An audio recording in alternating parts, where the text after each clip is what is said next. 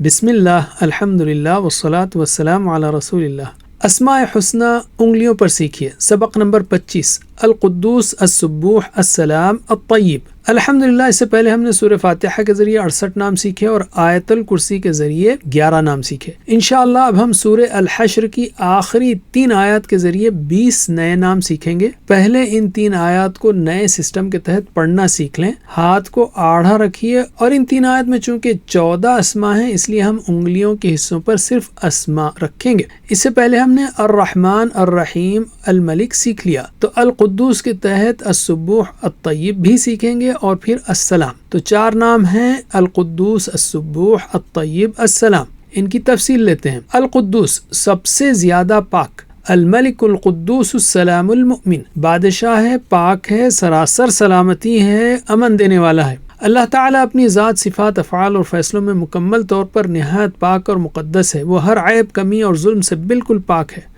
عملی پہلو، نیتوں میں اخلاص پیدا کریں اور اپنی عبادتوں اور نیک کاموں کو ریاکاری اور دکھاوے سے پاک رکھیں۔ اللہ کی حدود اور احکام کو دل سے قبول کریں کیونکہ وہ اس رب کی طرف سے ہیں جو ہر طرح کی کمی سے بالکل پاک ہے۔ السبوح، ہر عیب سے بلند۔ حدیث میں ہے سبوح قدوس، وہ بہت پاک، نہایت مقدس ہے۔ اللہ تعالیٰ ہر عیب، کمزوری اور ظلم سے اور ہر طرح کی حد یعنی لمٹ سے بالکل پاک اور بلند ہے۔ سارے فرشتے اور ہر مخلوق اس کی پاکیزگی بیان کرتی ہے اور اس کے بارے میں کوئی بھی ایسی بات نہیں کہی جا سکتی جو اس کی شان کے لائق نہ ہو۔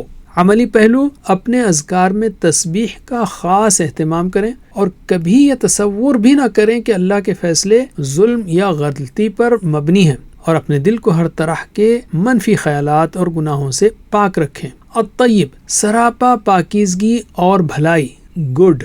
حدیث میں ہے ان اللہ طیب لا يقبل الا طیبا، بے شک اللہ پاک ہے اور وہ صرف پاک چیز ہی قبول کرتا ہے۔ اللہ تعالیٰ پاک ہے اور ہر اعتبار سے کامل ہے اور اس کا کسی بھی طرح کی ناپاکی، گندگی، ظلم یا خرابی سے کوئی تعلق نہیں۔ اللہ تعالیٰ صرف پاک چیزوں ہی کو قبول کرتا ہے، جیسے عقیدہ پاک ہو، نیت خالص ہو اور اعمال پاکیزہ ہوں۔ عملی پہلو، آمدنی کو حلال اور اعمال کو پاک رکھیں اور اللہ کی خاطر خالص نیت کے ساتھ نیک عمل کریں۔ روزانہ کی زندگی میں اچھی اور پاک چیزوں کو اختیار کریں اور اپنے دل کو حسد، تکبر اور بری نیت سے پاک رکھیں۔ السلام، سراسر سلامتی۔ اللہ تعالیٰ سراسر سلامتی ہے، یعنی اس کو کوئی آفت، کمزوری، خامی یا زوال کبھی نہیں آ سکتا۔ ہر طرح کی سلامتی، امن اور بھلائی اللہ ہی کی جانب سے ملتی ہے۔ وہی حقیقی اطمینان اور حفاظت عطا فرماتا ہے اور اپنے بندوں کو سلامتی کے گھر یعنی جنت کی طرف بلاتا ہے۔ عملی پہلو، ہر وقت اور خاص طور پر خوف یا بے چینی کے وقت اللہ پر بھروسہ کریں اور اللہ کی فرما برداری کر کے دل کا سکون حاصل کریں۔ دوسروں کو نقصان پہنچانے سے دور رہیں اور اپنے سلوک یا رہن سہن سے معاشرے میں امن و امان پھیلائیں، لوگوں کے لیے اطمینان اور حفاظت کا سبب بنیں۔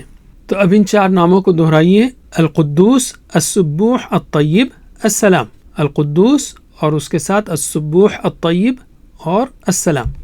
وجزاکم اللہ خیر، والسلام علیکم۔